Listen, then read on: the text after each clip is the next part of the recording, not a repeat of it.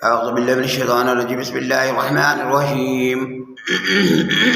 فمن تطوع خیرا فهو خیر اللہ وان تصوموا خیر لکم ان کنتم تعلمون۔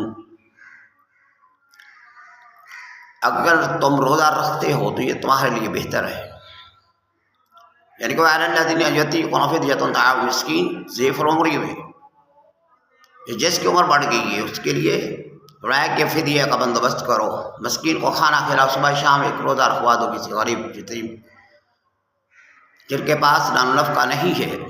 لیکن اللہ فرماتے ہیں کہ فمن تطوع خیرا فهو خیر اللہ، لیکن اگر تم روزہ رکھو تو یہ تمہارے لیے بہتر ہے، وان تصوموا خیر لکم ان کنتم تعلمون۔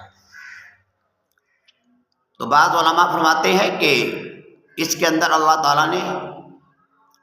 ایک شدت پیدا کی، وان تصوموا خیر لکم ان کنتم تعلمون، کہ جیسے احکامات پہلے شروع میں تھے کہ روزہ رکھے کوئی نہ رکھے، اس کے احکامات بدلتے رہے، اور پھر یہ کہ شام کو